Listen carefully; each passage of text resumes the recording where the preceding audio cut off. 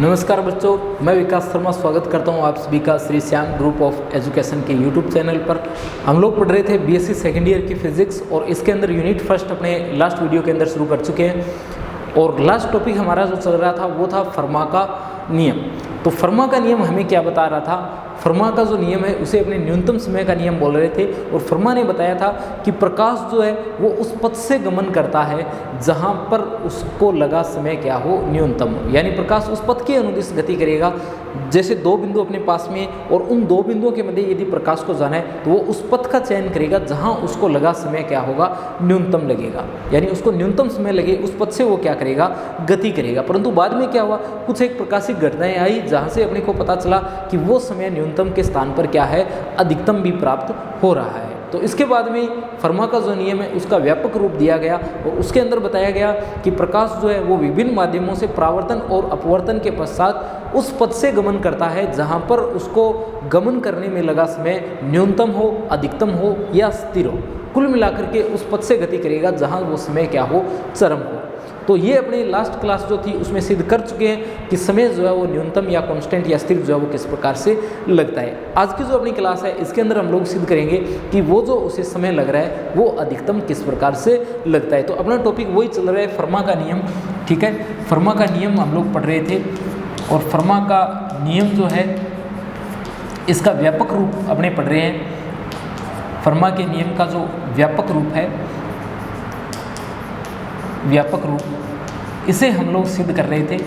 और आज अधिकतम जो समय लग रहा है उसे सिद्ध करने वाले हैं। तो इसके लिए अपने एक गोलीय परावर्तक पृष्ठ को लेते हैं, AOB। एक गोलीय परावर्तक पृष्ठ लेते हैं, AOB।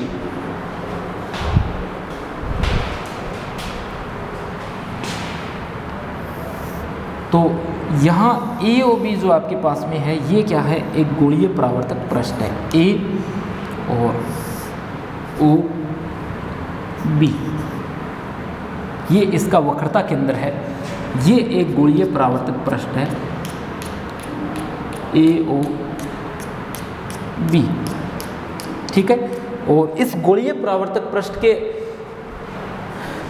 ऊपर अपने एक बिंदु P लेते हैं जहां क्या करते हैं, एक बिंब रखते हैं। इस पर एक पॉइंट आपको P लेना है।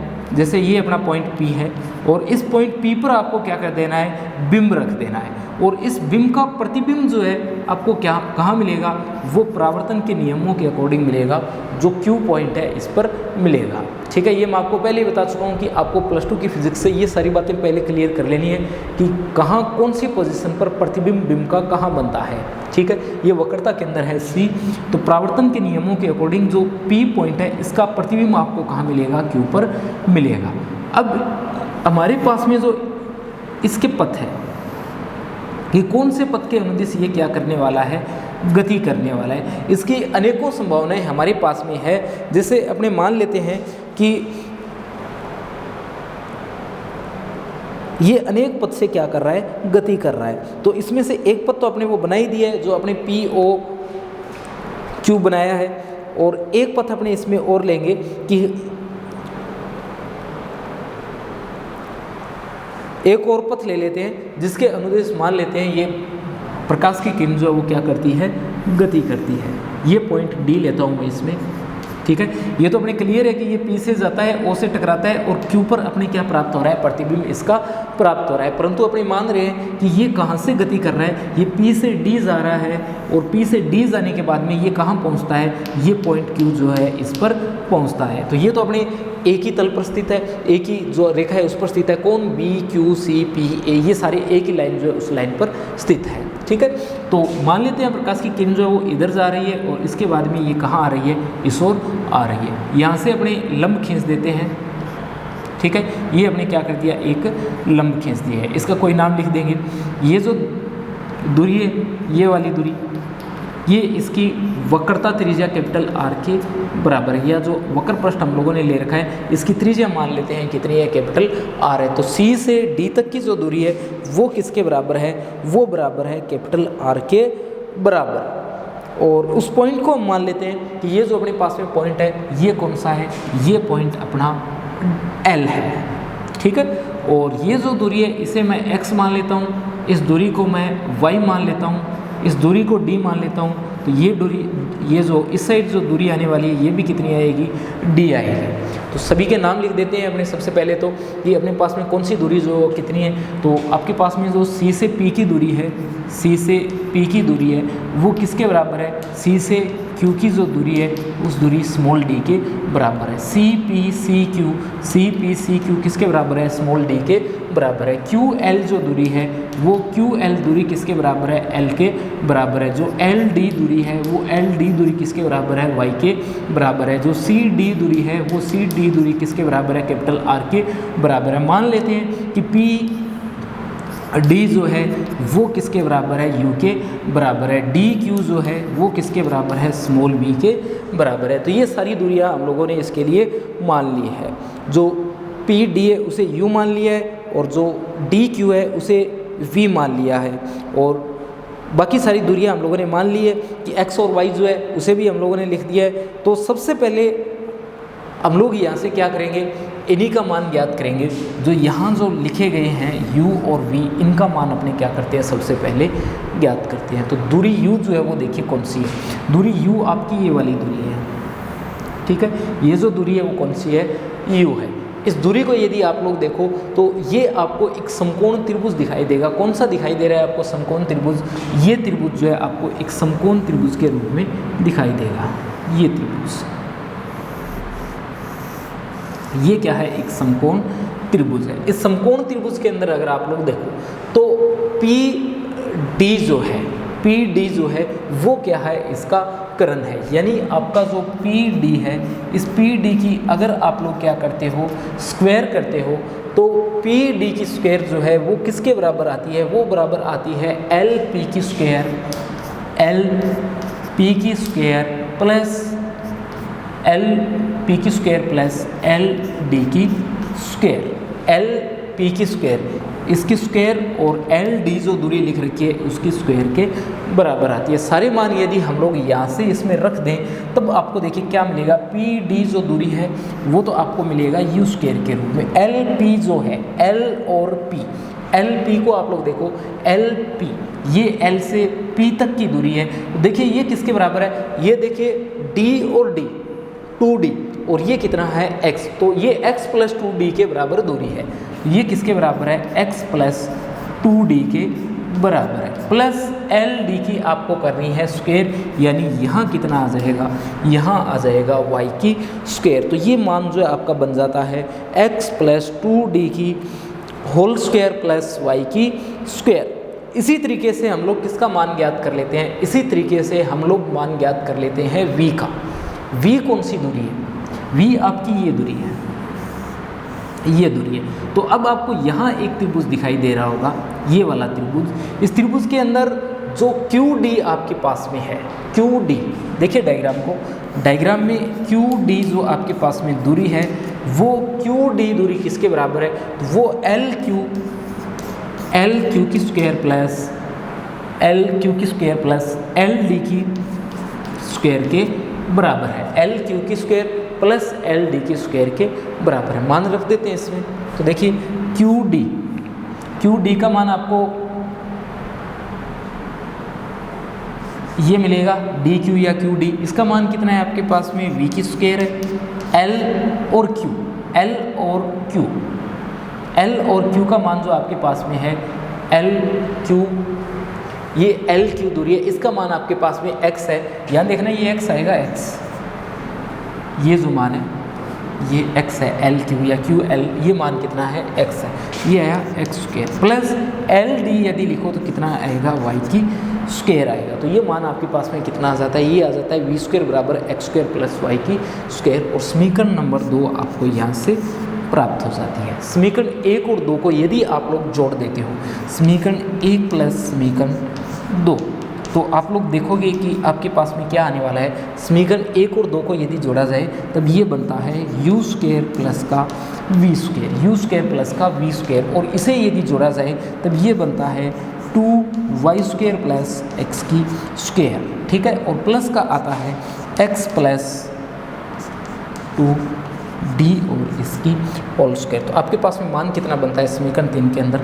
समीकरण 3 के अंदर आपके पास में मान बनता है 2y² plus x² plus x plus 2d की होल स्क्वायर। ये समीकरण 3 जो है हमें यहाँ से प्राप्त हो जाती है। ठीक है, तो x² प्लस 2y² मिल गया और 2d प्लस x वाली ये जो टर्म है स्क्वायर के साथ में ये भी हमें मिल गई है। इसके अलावा देखिए अपने यहाँ एक त्रिभुज और बन सकता है जिसके अंदर आप लोग एक त्रिभुज यहाँ और भी बन रहा है, ये वाला। इस त्रिभुज को देखिए आप, इस त्रिभुज को, ये यहाँ से जाएगा और इस साइड चला जाएगा, ये त्रिभुज। अब इतने त्रिभुज बन गए, इसे और मोटा करूँगा तो डायग्राम ही चला जाएगा यहाँ से।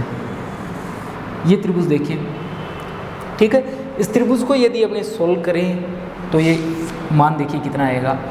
इस त्रिभुज के अंदर सी डी की स्क्वायर जो है, सी डी की स्क्वायर किसके बराबर है? एल डी की स्क्वायर प्लस जो एल सी दूरी आपके पास में है उस एल सी दूरी के बराबर है। आपके पास में जो सी डी की स्क्वायर है उसका मान कितना है? आर स्क्वायर के बराबर है। जो एल डी दूरी आपके पास में है उसका मान किसके बराबर है? वाई स्क्वायर के बराबर है। एल सी का मान यदि यहाँ से देखा जाए तो एक्स प्लस डी की स्क्वायर के बराबर है। तो ये समीकरण आपको यहाँ से प्राप्त हो जाती है। ठीक है, तो समीकरण को आप लोग देखो एक बार, ये मान आपको कितना प्राप्त हो रहा है? ये मान प्राप्त हो रहा है आर स्क्वायर बराबर y square plus x plus d की होल स्क्वायर। आर स्क्वायर बराबर y square plus x plus d की होल स्क्वायर। देखिए ऑप्टिक्स अभी अपनी शुरू हो रही है, ठीक है, अभी शुरू हुई नहीं है, धीरे धीरे शुरू होगी जब अपने इसमें अलग से टॉपिक आने शुरू होंगे। अभी तो अपनी बेसिक बातें पढ़ रहे हैं इसके अंदर। यहाँ से आपसे बस फर्मा का नियम पूछ सकता है कि फर्मा का नियम क्या कहता है, उसके अलावा यहाँ से क्वेश्चन आने के चांस बहुत कम होते हैं। आगे जब अपनी ऑप्टिक्स शुरू हो जाएगी, जब कुछ एक डेरिवेशन अलग टाइप के अपने आने शुरू होंगे, वहीं से क्वेश्चन जो है वो पूछे जाते हैं। तो ये आर स्क्वायर किसके बराबर है? Y square plus x plus d की होल स्क्वायर के बराबर है। देखिए इसे आप लोग यहाँ से वाई स्क्वायर का मान यदि निकाला जाए, देखिए एक तो ऑप्टिक्स आपकी टोटल कैलकुलेशंस की बुक है, कैलकुलेशन तो इसमें कम होगी नहीं। तो वाई स्क्वायर किसके बराबर है? आर स्क्वायर माइनस के एक्स प्लस डी की होल स्क्वायर के बराबर है। समीकरण नंबर कोई इसे लगा देना, जैसे समीकरण नंबर यहाँ कितनी लग जाएगी? 4 लग जाएगी। तो वाई स्क्वायर का मान आपके पास में कितना आ जाता है? ये आ जाता है r square minus x plus d की होल स्क्वायर। इसे आप लोग रख दोगे समीकरण नंबर 3 में। ये जो वाई स्क्वायर का मान है इसे समीकरण नंबर 3 में हम लोग यदि रख देते हैं, तब देखिए आपको यहाँ से क्या टर्म प्राप्त हो जाएगी?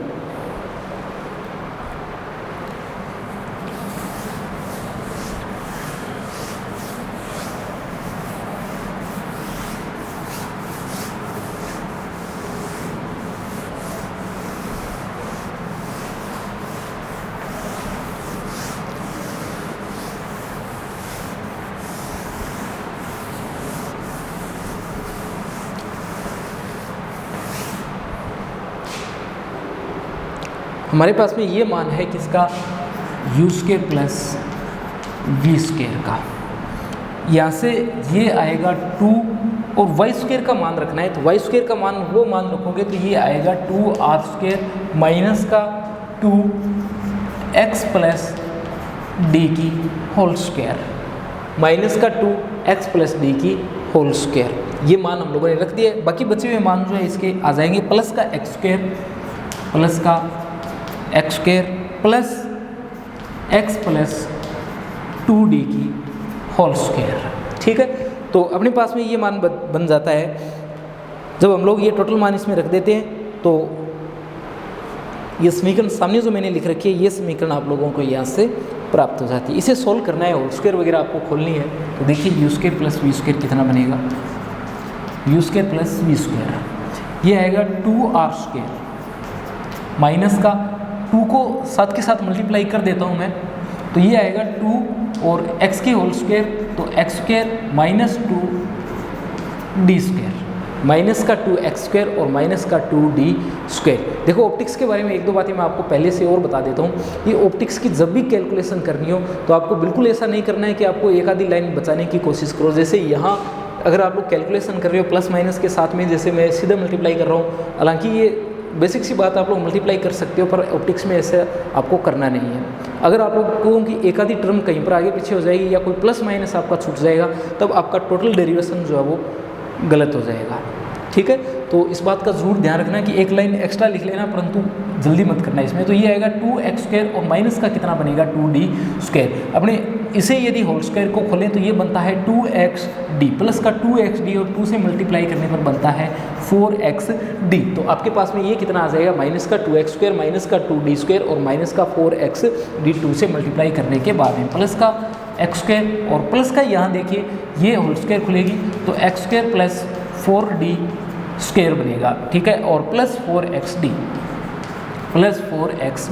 ये वाले मान जो है आपको यहाँ से प्राप्त हो जाएंगे इसमें। तो अब देखिए आपके पास में मान जो है वो बचेगा कौन सा, ये 2r² है। 2r², पूरी इक्वेशन के अंदर आप लोग देख सकते हो कहीं भी 2r² अपना नहीं आ रहा है, r का कोई भी मान आप लोगों को आगे प्राप्त नहीं हो रहा है। तो जब आप लोग लिखोगे u² प्लस v², तो उसमें सबसे पहले तो आ जाएगा 2r²। फिर देखिए इस 2x² को, ये 2x² क्या और कहीं पर टर्म है, ये दो टर्म भी आपके पास में है, ये माइनस की है और ये दोनों टर्म जो है वो किसकी है, प्लस की है। तो ये भी यहाँ से क्या हो जाएगा, कैंसिल हो जाएगा। फिर देखिए आगे आप लोग कि आपके पास में और कौन सा मान है, आपके पास में मान है माइनस का 2d², माइनस का 2d² और ये रहा आपके पास में प्लस का 4d²। तो आपके पास में प्लस का ही बच जाएगा 2d²। ठीक है, प्लस का मान कितना बच जाएगा आपके पास में 2d² मान जो है यहाँ से बच जाएगा। फिर अपने यहाँ पहुँचते हैं, ये माइनस का 4xd है और ये आपके पास में प्लस का 4xd है, ये क्या हो जाएगा, निरस्त हो जाएगा। तो अब आपके पास में मान बचता है u² प्लस v² बराबर 2r² प्लस 2d², यानी यहाँ से मान आपका आता है u² प्लस का v² और 2r² प्लस का d²। इसे कोई समीकरण नंबर आप लोग लगा देना, सामने से अभी 4 समीकरण मेरे को दिख रही है, मैं इसे 5वीं लगा रहा हूँ, आप लोग देख लेना कितना नंबर समीकरण ये लगती है। तो u² प्लस v² जो है वो कितना आ जाता है, वो आ जाता है 2r² प्लस d² के। अभी यदि यहाँ से हम लोग देखें तो r और d यदि अपने नियत है, r और d जो अपने यदि नियत है, इसका मतलब ये हुआ कि ये जो वक्रता त्रिज्या इसकी अपने ले रहे हैं या जो त्रिज्या इसकी ले रहे हैं वक्र पृष्ठ की कैपिटल R, उसे और जितनी दूरी पर हम लोग बिंब को रख रहे हैं वो दूरी अगर हमारी सेम है, अगर R और D हमारी सेम है, तो D के प्रत्येक मान के लिए, D के प्रत्येक मान के लिए u² प्लस v² का मान हमेशा क्या प्राप्त हो जाएगा, कांस्टेंट प्राप्त हो जाएगा। क्यों, क्योंकि समीकरण 5 जो सामने लिखी गई है उसके अंदर आप लोग देख सकते हो r और d के अतिरिक्त कोई भी राशि इसमें नहीं आ रही है। तो अगर आप लोग r और d को नियत रखते हो, वक्रता त्रिज्या को चेंज नहीं करते हो, जिस दूरी पर इसे रखा गया है उस दूरी को अगर आप लोग चेंज नहीं करते हो, तो चाहे d आपका कहीं पर भी आपको प्राप्त हो जाए, जो d वहाँ आपने मान रखा है वो कहीं पर भी होता, ये मान आपको समीकरण 5 वाला क्या प्राप्त हो जाता, कांस्टेंट यानी नियतांक आपको प्राप्त हो जाता। इसके अलावा देखिए यदि हम लोग ये जो टर्म हमें प्राप्त हुई है इसे कुछ इस तरीके से लिखते, u प्लस v की होल स्क्वायर प्लस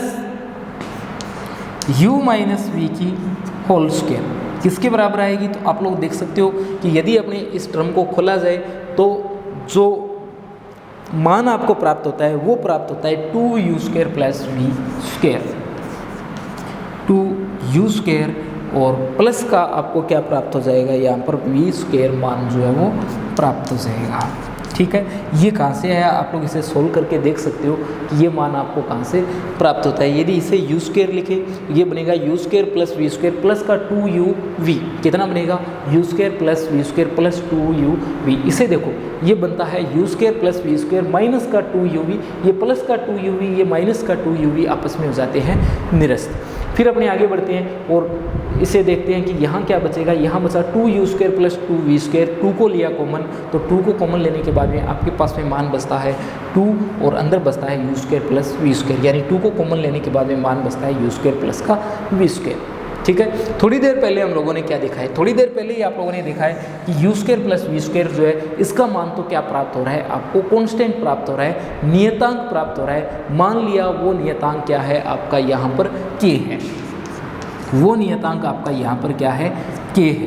तो आपके पास में अब जो इसका मान प्राप्त हो रहा है u² + v² प्लस ये 2u² + v² आपका प्राप्त हो रहा है, ये किसके बराबर प्राप्त हो रहा है, आपको 2k के बराबर प्राप्त हो रहा है। ठीक है, आगे बढ़ते हैं हम लोग इसमें।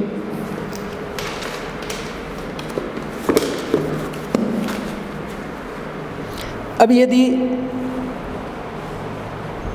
अपने u + v का यहाँ से मान देखें,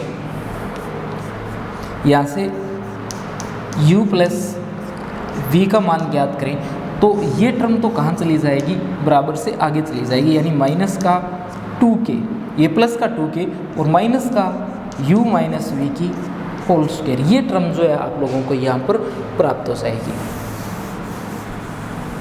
और इसमें यदि आप लोग u + v का मान ज्ञात करना चाहो, u + v का मान आप लोग प्राप्त करना चाहो तो ये आपको मिलता है 2k - u - v की होल स्क्वायर और इसकी पावर 1/2 समीकरण नंबर 6। समीकरण नंबर 6 आपको इस तरीके से प्राप्त हो जाती है, 2k - u - v की होल स्क्वायर और टोटल जो पावर आपकी बाहर आ रही है वो आ रही है 1/2। और वास्तविक पथ जो अपने पास में है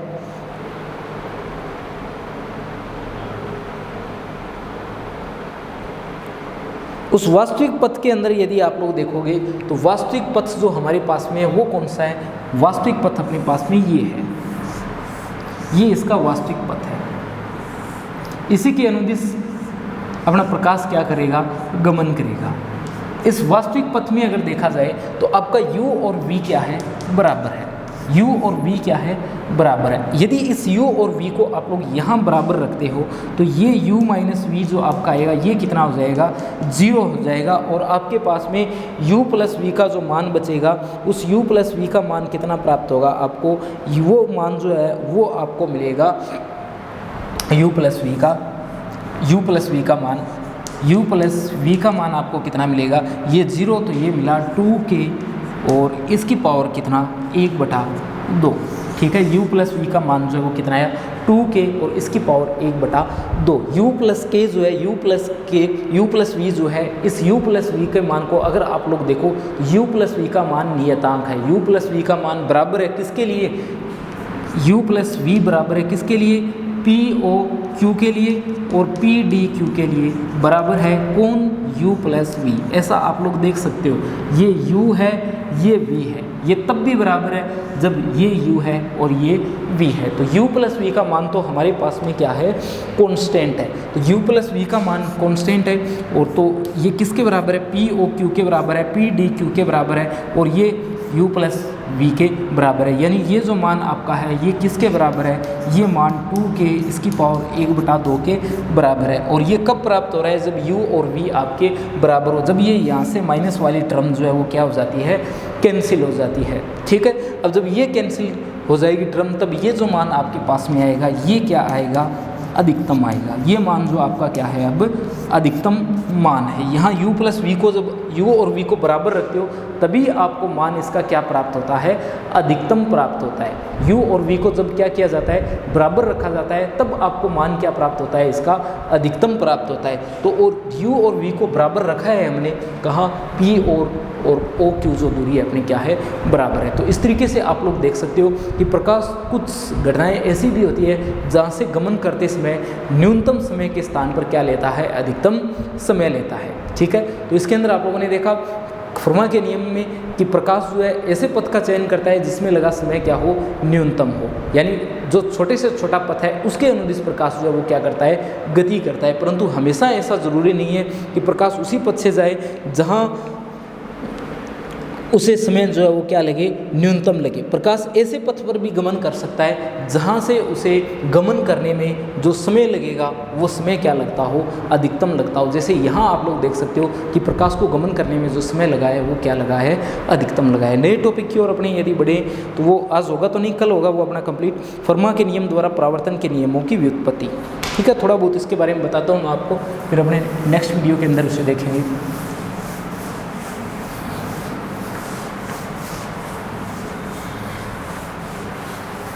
अब जो अपने टॉपिक पढ़ने वाले हैं इसके बाद में ये इंपॉर्टेंट टॉपिक रहेगा, फर्मा के नियम के द्वारा परावर्तन के नियमों की व्युत्पत्ति, और उसके बाद में आएगा अपवर्तन के नियमों की व्युत्पत्ति। एग्जाम के अंदर बहुत बार पूछा गया है, जो आपका पुराने वाला पैटर्न था जो अभी जो चेंज हुआ है, उससे पहले जो आपके पास में पैटर्न होता था जिसमें 5 बड़े प्रश्न आया करते थे उस पैटर्न के अंदर, जिसमें यानी अभी तो आपके 3 सेक्शन में पेपर आता है, उससे पहले का जो पैटर्न था उसमें कन्फर्म एक आता था, या तो फर्मा के नियम के द्वारा अपवर्तन की व्याख्या पूछता था या पूछता था फर्मा के नियम के द्वारा परावर्तन की व्याख्या। ठीक है, तो अपवर्तन और परावर्तन की व्याख्या जो है वो इम्पोर्टेंट आपका टॉपिक है।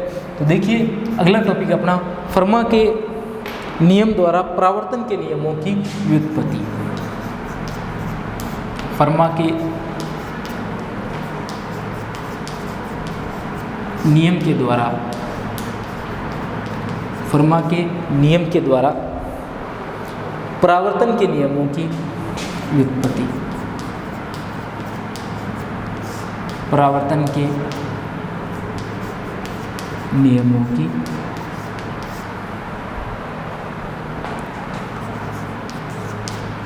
व्युत्पत्ति इसे अपने नेक्स्ट क्लास में पढ़ने वाले हैं। और कुछ एक बेसिक बातें यहाँ से मैं आपको बता देता हूँ। फर्मा के नियम से जब इसे व्युत्पन्न कर रहे हैं तो परावर्तन के जो नियम है उसे आप लोग जानते ही होंगे। परावर्तन के आपके पास में 2 नियम होते हैं। परावर्तन का जो फर्स्ट नियम आपके पास में है, परावर्तन का प्रथम नियम जो है, प्रथम नियम, परावर्तन का प्रथम नियम, तो देखिए परावर्तन का प्रथम नियम आप लोगों को क्या बताता है। परावर्तन का प्रथम नियम जो है वो आप लोगों को बताता है कि जो आपतित किरण है, जो आपके पास में आपतित प्रकाश की किरण है, और जो आपके पास में परावर्तित किरण है, जो आपके पास में आपतित किरण है और जो आपके पास में परावर्तित किरण है, और जो आपके पास में अभिलंब है, और जो आपके पास में अभिलंब है, ये तीनों हमेशा क्या होते हैं, एक ही तल में स्थित होते हैं। परावर्तन का प्रथम नियम क्या बताता है, आपतित किरण, परावर्तित किरण और अभिलंब तीनों ही क्या करते हैं, जहाँ जिस तल के अंदर होते हैं उस एक ही तल के अंदर स्थित होते हैं। यानी आपतित किरण, परावर्तित किरण और अभिलंब तीनों एक ही तल में स्थित होते हैं, ये आप लोग जानते ही होंगे। ठीक है, उसके बाद में सेकंड जो आता है, परावर्तन का जो सेकंड नियम आता है वो बताता है कि आपतन कोण और परावर्तन कोण जो है वो हमेशा क्या होते हैं, बराबर होते हैं। आपतन कोण, आपतन कोण, जैसे आपतन कोण को यदि अपनी आई से लिखें, ठीक है, तो आपतन कोण हमेशा बराबर होता है किसके, परावर्तन कोण के। ठीक है, तो जो सेकंड नियम आपके पास में है, द्वितीय नियम, परावर्तन का द्वितीय नियम, परावर्तन का द्वितीय नियम आपके पास में क्या है, आपतन कोण I और परावर्तन कोण R हमेशा क्या होते हैं, बराबर होते हैं। तो ये दोनों नियम जो है अपने सिद्ध करने वाले हैं नेक्स्ट वीडियो के अंदर। एक के अंदर तो अपने ये सिद्ध करेंगे कि आपतित किरण, परावर्तित किरण और अभिलंब एक तल में हो, और दूसरे में सिद्ध करेंगे आपतन कोण और परावर्तन कोण जो है वो क्या हो, बराबर हो। और उसके बाद अपने सिद्ध करने वाले हैं अपवर्तन के नियमों को। जो अपवर्तन के नियम है उन अपवर्तन के नियमों को उसके बाद में हम लोग सिद्ध करने वाले हैं। अपवर्तन के नियम आप लोग जानते ही हो, एक तो इसके जैसा ही है जिसके अंदर अपने बोलते हैं कि जो अपने पास में आपतित किरण है और जो अपवर्तित किरण है और जो अभिलंब है, तीनों क्या होते हैं, एक ही तल में स्थित होते हैं। तो इसके अंदर जो अपने फर्स्ट पार्ट सिद्ध करेंगे उसके साथ में ही अपने जो अपवर्तन का नियम है उसका फर्स्ट पार्ट भी सिद्ध कर लेंगे। दूसरा जो अपवर्तन का नियम है वो आपको क्या बताता है, दूसरा नियम आपको बताता है कि जो आपका अपवर्तन कोण है और जो परावर्तन कोण है, आप लोग इस तरीके से बोलोगे कि आपतन कोण की ज्या का मान, परावर्तन कोण की ज्या का मान जो है, दोनों का अनुपात जब आप लोग निकालोगे वो एक नियतांक प्राप्त होता है। यानी आपतन कोण की ज्या और जो अपवर्तन कोण आपके पास में आने वाला है उसकी ज्या का मान आप लोग जो निकालोगे sin i upon sin r का मान, वो आपको नियतांक प्राप्त होगा। ठीक है, जो किसके बराबर होता है, जो μ2 अपॉन μ1 के बराबर होता है। तो इसे अपने नेक्स्ट वीडियो में देखेंगे।